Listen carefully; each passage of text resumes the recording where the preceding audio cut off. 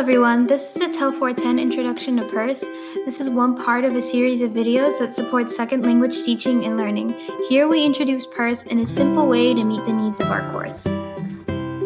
So like I said, we're going to go over Charles Sanders Peirce. He was known as the father of pragmatism as well as the father of linguistics figure in America by formalizing the study of semiotics.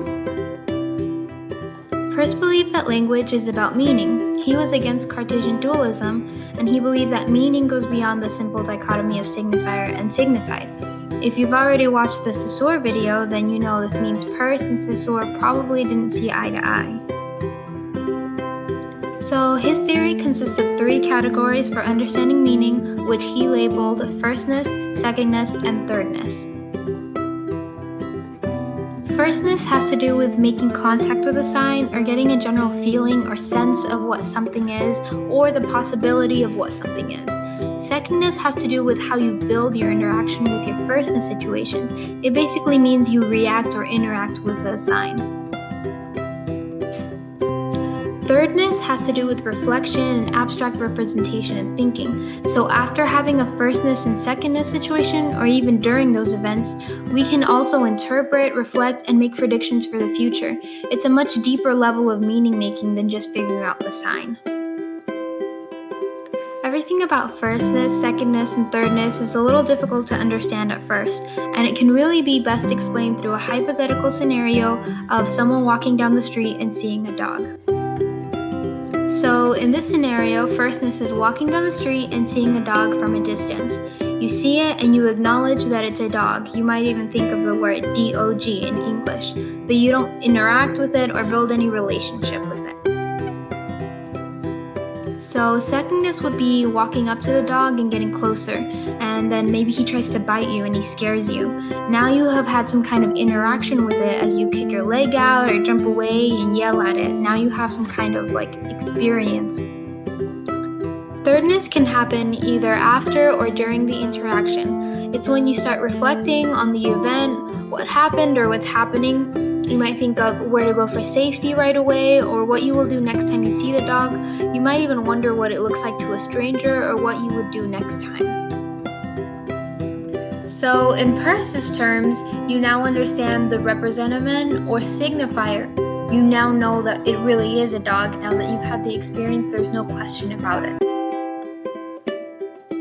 You've also made sense of it, or the interpretant, what dog signifies, and that he doesn't like you and might even bite you again.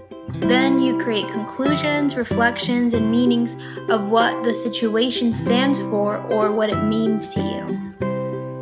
In other words, you have a strong referent. You realize that the dog might be dangerous and relate better to the entire relationship between you and the dog. You reference or label the dog as dangerous, so you might create a referent of what happened with that dog by deciding that all dogs of that breed are dangerous, such as pit bulls. Of course, Peirce would expect that people grow and change, and that your relationship and understanding with the dog can change. You can have an entirely different triadic experience with dogs, or even the same dog.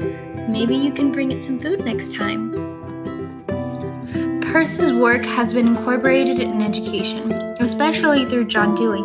We can look at first and second language learning through his triadic typology and apply them to curriculum material, activities, tasks, and interactions with our students.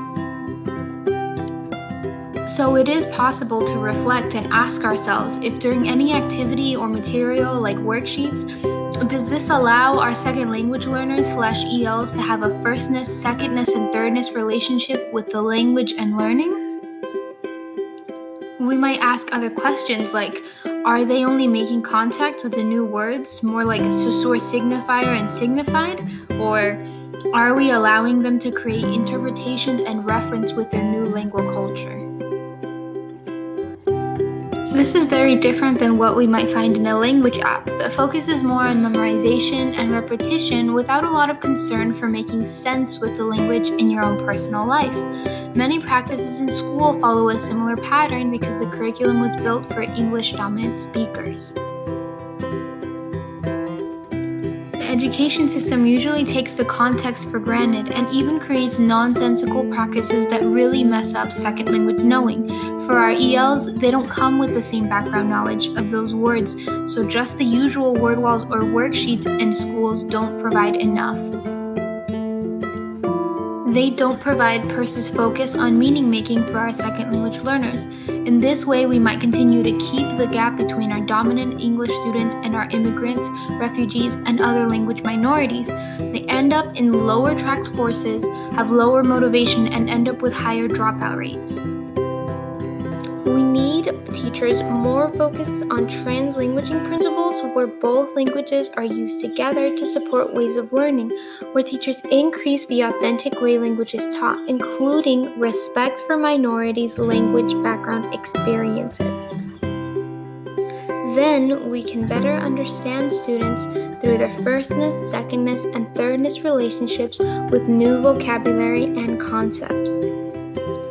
So we can still learn about dogs, but we can also learn about cane, perro, ina, hund, cachorro, and licha. This way we can learn the students' past experiences with dogs while adding more knowledge about dogs in English too.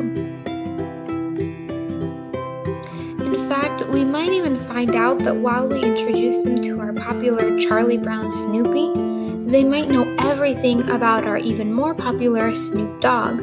And that might be what they thought about when they first encountered dogs. How amazing would that be? In this way, we could learn from them about all sorts of different dogs and dog experiences, and even Snoop Dogg. And they would learn from us, increasing motivation and participation in the new language and the language that they are already familiar with. That's all for now.